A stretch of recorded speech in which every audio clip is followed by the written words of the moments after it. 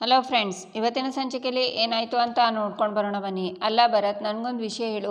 ಮಹಾದೇವ್ ನಿಜವಾಗ್ಲೂ ಕಾನೂನು ಮುರಿಯೋನೇ ಆಗಿದ್ರೆ ಅಥವಾ ಮುರಿದಿದ್ದರೆ ನಿಮ್ಮ ಡಿಪಾರ್ಟ್ಮೆಂಟ್ ಯಾಕಿನ್ನೂ ಮಹಾದೇವನ ಅರೆಸ್ಟ್ ಮಾಡಿಲ್ಲ? ಯಾಕೆ ಮಹಾದೇವ್ ನಿಮ್ಮ ಡಿಪಾರ್ಟ್ಮೆಂಟ್ಗಿಂತ ದೊಡ್ಡವರಾ ಅಥವಾ ನಿಮ್ಮ ಡಿಪಾರ್ಟ್ಮೆಂಟನ್ನೇ ಡಾಮಿನೇಟ್ ಮಾಡ್ತಾ ಇದ್ದಾರಾ? ಹೇಳು ಭರತ್ ಅಂತಾಳೆ ಕಾವ್ಯ. ಅಲ್ಲ ಕಾವ್ಯ, ಅವನ ಬಗ್ಗೆ ಊರಲ್ಲಿ ಅಂತ ಭರತ್ ಹೇಳುವಾಗ, ಹೌದು, ಊರಲ್ಲಿ ಅವನ ಬಗ್ಗೆ ಎಲ್ಲರೂ ಹೆದರುತ್ತಾರೆ. ಯಾಕಂದರೆ ತಪ್ಪಿಗೆ ತಪ್ಪು, ಸರಿಗೆ ಸರಿ ಅಂತ ನೇರವಾಗಿ ಹೇಳೋ ಮನುಷ್ಯ ಅವನು. ಒಳಗೊಂದು ಹೊರಗೊಂದು ಮಾಡೋದು ಮಹಾದೇವ್ಗೆ ಗೊತ್ತಿಲ್ಲ. ನಾನು ಇಷ್ಟು ದಿನ ಮಹಾದೇವನ ನೋಡ್ತಿದ್ದೀನಲ್ಲ, ಅದರ ಪ್ರಕಾರ ಹೇಳ್ತೀನಿ ಕೇಳು.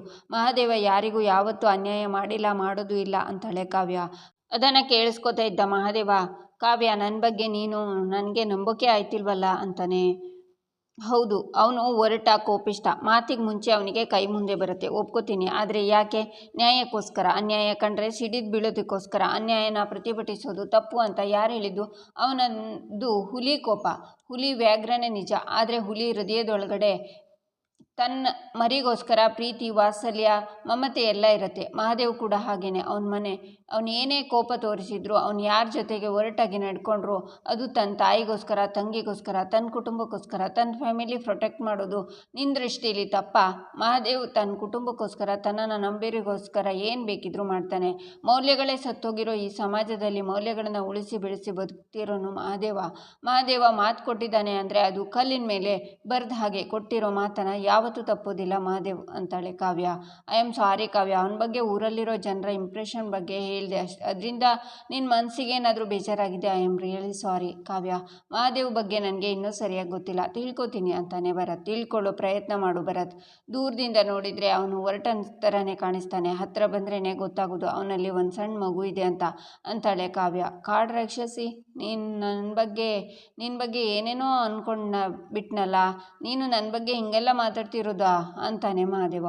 ಕಾವ್ಯ, ಕೊನೆಯದಾಗಿ ನಿನಗೊಂದು ಪ್ರಶ್ನೆ ಕೇಳ್ತೀನಿ, ನಿಜ ಹೇಳ್ತೀಯಾ? ಮಹಾದೇವ್ ಜೊತೆ ನೀನು ಮದುವೆಯಾಗಿ ಖುಷಿಯಾಗಿದೆಯಾ? ಹೇಳು ಕಾವ್ಯ, ಮಹಾದೇವ್ ಜೊತೆಲಿ ನೀನು ಖುಷಿಯಾಗಿದೆಯಾ ಅಂತಾನೆ ಭರತ್. ಆಗ ಭರತ್ಗೆ ಕಾಲ್ ಬರುತ್ತೆ. ಕಾವ್ಯ, 1 ಸೆಕೆಂಡ್, ACP ಕಾಲ್ ಮಾಡ್ತಿದ್ದಾರೆ ಅಂತ. ಎಸ್ ಸರ್, ಸರಿ ಸರ್, ನಾನು ಈಗಲೇ ಬಂದೆ ಅಂತ ಕಾಲ್ ಕಟ್ ಮಾಡಿ. ಕಾವ್ಯ, ನನಗೆ ಅರ್ಜೆಂಟ್ ಕೆಲಸ ಬಂದಿದೆ, ನಾನು ಈಗಲೇ ಹೋಗಬೇಕು. ಐ ಆಮ್ ಸಾರಿ, ನಿನ್ನ ಮನಸ್ಸಿಗೆ ಬೇಜಾರಾಗಿದ್ರೆ ಅಂತ ಭರತ್ ಹೋಗ್ತಾನೆ. ಈಚೆ ಪ್ರೇಮ ಅಪ್ಪನ ಮನೆಗೆ ಹಾಲಕ್ಕಿ ಬರ್ತಾರೆ. ಆಗ ಪ್ರೇಮ ಭಿಕ್ಷೆನ ತಂದು ಹಾಕ್ತಾಳೆ. ಆಗ ಹಾಲಕ್ಕಿ ಅವನು ಪ್ರೇಮನ ನೋಡ್ತಾ, ನಿನ್ನ ಪ್ರೀತಿನ ಗಳಿಸೋಕೆ ಬೆಲ್ಲದ ಆಸೆಗೆ ಇಲ್ಲಿ ಬಿದ್ದ ಹಾಗೆ ನೀನು ಬಹಳಷ್ಟು ಕಷ್ಟಪಡ್ತಿದ್ಯಾ ತಾಯಿ, ಕಷ್ಟಪಟ್ಟಿದ್ಯಾ ಅನ್ನೋದಕ್ಕಿಂತ ಎಲ್ಲರನ್ನೂ ಕಷ್ಟಕ್ಕೆ ಈಡು ಮಾಡಿದ್ಯಾ ತಾಯಿ. ಹೇಳೋಕ್ಕಾಗದೆ, ಅನುಭವಿಸೋಕ್ಕಾಗದೆ ನಿನ್ನ ಮನಸ್ಸಿನೊಳಗೆ ಯುದ್ಧ ನಡೀತಿದೆ ತಾಯಿ. ನಿನ್ನ ಮನೇಲಿ ಇವತ್ತು ಏನೋ ಶಕುನ ಹೇಳ್ತೈತೆ ಅಂತಾನೆ ಹಾಲಕ್ಕಿ. ಆಗ ಪ್ರೇಮ ಆಚೆ ನೋಡ್ತಾ, ಅಣ್ಣ, ನೀನು ಹೇಳ್ತಿರೋದು ನಿಜ. ನಾನು ತಪ್ಪು ಮಾಡಿದ್ದೀನಿ, ತಪ್ಪಾಗಿದೆ ಅಂತ ನನಗೆ ಗೊತ್ತಾಗಿದೆ. ಆದರೆ ಇದಕ್ಕೆ ಯಾವ ಪರಿಹಾರವೂ ಇಲ್ವಾ? ಆದರೆ ಅದು ನನ್ನ ಪಾಲಿಗೆ ಬಿಸಿ ತುಪ್ಪ ಆಗಿದೆ. ಉಗುಳೋದಿಕ್ಕೂ ಆಗ್ತಿಲ್ಲ, ನುಂಗೋದಿಕ್ಕೂ ಆಗ್ತಿಲ್ಲ ಅಂತಾಳೆ ಪ್ರೇಮ. ಸುಳ್ಳಿನ ಸಹವಾಸನೆ ಹಾಗೆ ತಾಯಿ. ಸುಳ್ಳು ಹೇಳುವಾಗ ಸುಖ ಪಡ್ಬೋದು, ಕಾಲದ ನಂತರ ಕೊಳೆತು ನಾರೋಕ್ಕೆ ಶುರುವಾಗುತ್ತೆ, ನೆಮ್ಮದಿ ಇರಲ್ಲ, ತಪ್ಪಿತಸ್ಥ ಭಾವನೆ ಚುಚ್ಚದೆ ಬಿಡಲ್ಲ. ನೆನ್ಪಿಡು, ಸತ್ಯ ಹೇಳೋಕ್ಕೆ ನೀನು ಭಯಪಡ್ತಾ ಇರ್ಬೋದು, ಆದರೆ ಬೆಂಕಿ ಕಿಡಿನ ಹತ್ತಿಯಿಂದ ಮುಚ್ಚಿಟ್ರೆ ಉಳಿಯುತ್ತಾ? ಅದು ಯಾವತ್ತಿದ್ರೂ ಉರ್ದೇ ಉರಿಯುತ್ತೆ ಅಂತಾರೆ ಹಾಲಕ್ಕಿ. ಇದಕ್ಕೆ ಪರಿಹಾರ ಏನು? ನಾನು ಸತ್ಯ ಅನ್ನುವ ಆಗ ಅಪ್ಪ ಅಮ್ಮ ಅಲ್ಲಿಗೆ ಬರ್ತಾರೆ. ಪ್ರೇಮ, ಏನಮ್ಮ ಅದು, ತುಂಬ ಹೊತ್ತಿಂದ ಮಾತಾಡ್ತಿದ್ದೀರಾ, ಏನಂತೆ ಅವನು ಅಂತಾರೆ ಅಪ್ಪ. ಏನೂ ಇಲ್ಲಪ್ಪ ಅಂತಾಳೆ ಪ್ರೇಮ. ಮತ್ತೆ ಮುಖ ಯಾಕೆ ಸಪ್ಪಾಗಿ ಮಾಡ್ಕೊಂಡಿದ್ಯಾ? ಏನಾದರೂ ನಡೆಯುತ್ತೆ ಅಂತ ಹೇಳಿದ್ನ ಅವನು ಅಂತಾರೆ ಅಪ್ಪ.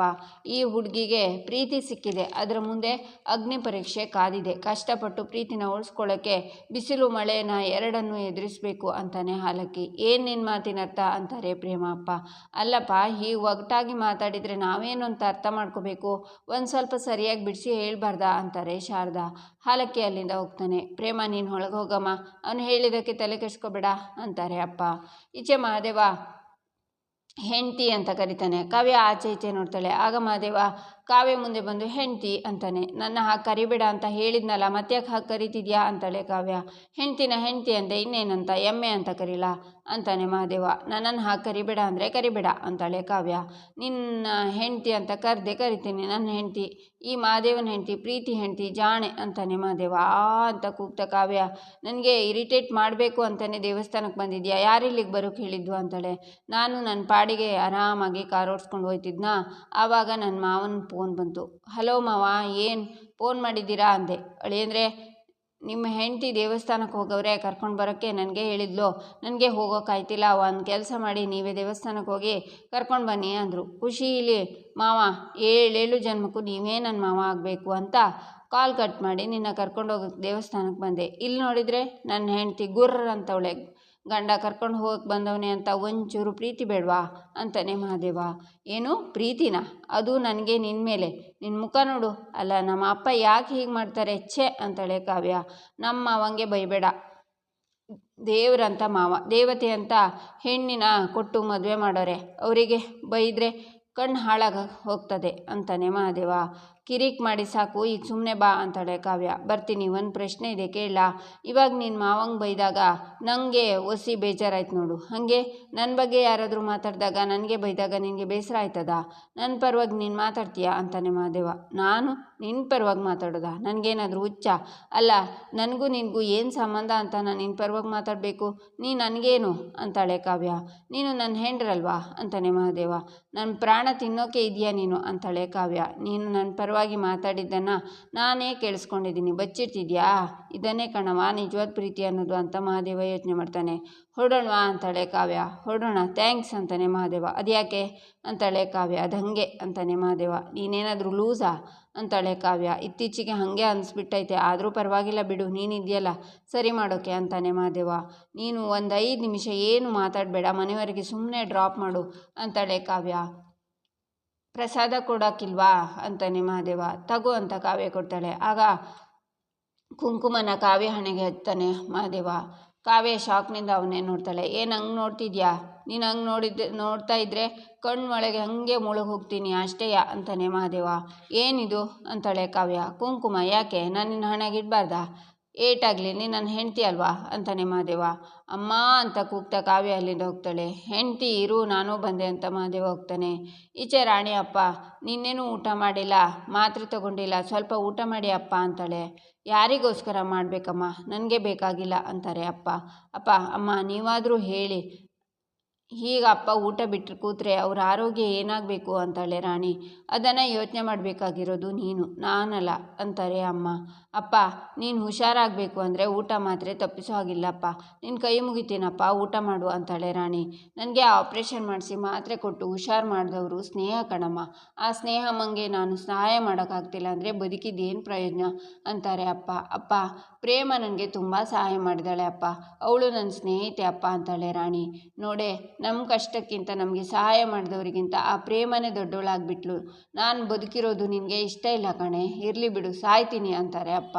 ನೀವು ಸಾಯ್ತೀನಿ ಅಂದರೆ ನಾನಿದ್ದೇನ್ರಿ ಮಾಡಬೇಕು? ನಾನು ನಿಮ್ಮ ಹಿಂದೆನೇ ಬಂದುಬಿಡ್ತೀನಿ ಅಂತಾರೆ ಅಮ್ಮ. ದಯವಿಟ್ಟು ನೀವಿಬ್ಬರು ಹೀಗೆ ಮಾತಾಡೋದನ್ನು ನಿಲ್ಲಿಸ್ತೀರಾ? ನಿಮ್ಮಿಬ್ಬರನ್ನ ಬಿಟ್ಟರೆ ನನಗೆ ಯಾರಿದ್ದಾರೆ ಅಂತಾಳೆ ರಾಣಿ. ಹಾಗಿದ್ರೆ ನಿಮ್ಮಪ್ಪ ಕೇಳ್ತಾ ಇರೋದಕ್ಕೆ ಒಪ್ಕೊಳ್ಳೆ ಅಂತಾರೆ ಅಮ್ಮ. ನಾನು ಬದುಕಬೇಕು ಅನ್ನೋ ಆಸೆ ಇದ್ದರೆ ಇದಕ್ಕೆ ನೀನು ಒಪ್ಕೋಬೇಕು ಅಂತಾರೆ ಅಪ್ಪ. ಆಯ್ತಪ್ಪ, ನೀವು ಹೇಳಿದ ಹಾಗೆ ಕೇಳ್ತೀನಿ, ಎಲ್ಲರ ಮುಂದೆ ಸತ್ಯನ ಒಪ್ಕೋತೀನಿ, ಸಂತೋಷನಾ ಅಂತಾಳೆ ರಾಣಿ. ಆಮೇಲೆ ಕೊಟ್ಟು ಮಾತನ್ನು ತಪ್ಪಬಾರ್ದು, ನನ್ನ ಮೇಲೆ ಆಣೆ ಮಾಡಿ ಹೇಳು ಅಂತ ರಾಣಿ ಕೈನ ತನ್ನ ತಲೆ ಮೇಲೆ ಇಟ್ಕೋತಾರೆ ಅಪ್ಪ. ಇಲ್ಲಪ್ಪ, ನನ್ನ ಮಾತಿಗೆ ತಪ್ಪಲ್ಲ, ನನಗೆ ನಿಮ್ಮ ಆರೋಗ್ಯ ಪ್ರೀತಿ ಮುಖ್ಯ. ನಾಳೆನೇ ಎಲ್ಲರ ಮುಂದೆ ಪ್ರೇಮಗೆ ಸಹಾಯ ಮಾಡಿರೋದನ್ನು ಒಪ್ಕೋತೀನಿ ಅಂತಾಳೆ ರಾಣಿ. ನನಗೆ ಸಂತೋಷ ಆಯಿತು, ಇದನ್ನೇ ಈಗಲೇ ಸ್ನೇಹಾಗೆ ಫೋನ್ ಮಾಡಿ ತಿಳಿಸ್ತೀನಿ ಅಂತ ಅಪ್ಪ ಹೋಗ್ತಾರೆ. ರಾಣಿ ಅಳ್ತಾಳೆ. ಈಚೆ ಪ್ರೇಮ ಹಾಲಕ್ಕಿ ಹೇಳಿದ ಮಾತನ್ನು ನೆನ್ಪು ಮಾಡ್ಕೋತಾ ರೂಮಲ್ಲಿ ಕೂತಿರ್ತಾಳೆ. ಇಲ್ಲ, ನಾನ್ಯಾಕೆ ಏನೇನೋ ಯೋಚನೆ ಮಾಡ್ತಿದ್ದೀನಿ, ನಾನ್ಯಾಕೆ ಆ ರೀತಿ ಯೋಚನೆ ಮಾಡಬೇಕು ಅಂತಾಳೆ. ಆಗ ರಾಣಿ ಪ್ರೇಮಗೆ ಕಾಲ್ ಮಾಡ್ತಾಳೆ. ಹಲೋ ರಾಣಿ, ಹೇಗಿದೆಯಾ? ಅಪ್ಪನ ಆರೋಗ್ಯ ಹೇಗಿದೆ ಅಂತಾಳೆ ಪ್ರೇಮ. ರಾಣಿ ಅಳ್ತಾಳೆ. ರಾಣಿ ಏನಾಯ್ತೆ? ಯಾಕೆ ಅಳ್ತಿದ್ಯಾ? ಏನಾದರೂ ಸಹಾಯ ಬೇಕಿತ್ತಾ? ಅಪ್ಪನ ಆರೋಗ್ಯದ ಬಗ್ಗೆ ರಾಮ್ ಹತ್ರ ಮಾತಾಡಿದ್ಯಾ? ಯಾಕೇನೂ ಮಾತಾಡ್ತಿಲ್ಲ ರಾಣಿ ಅಂತಾಳೆ ಪ್ರೇಮ.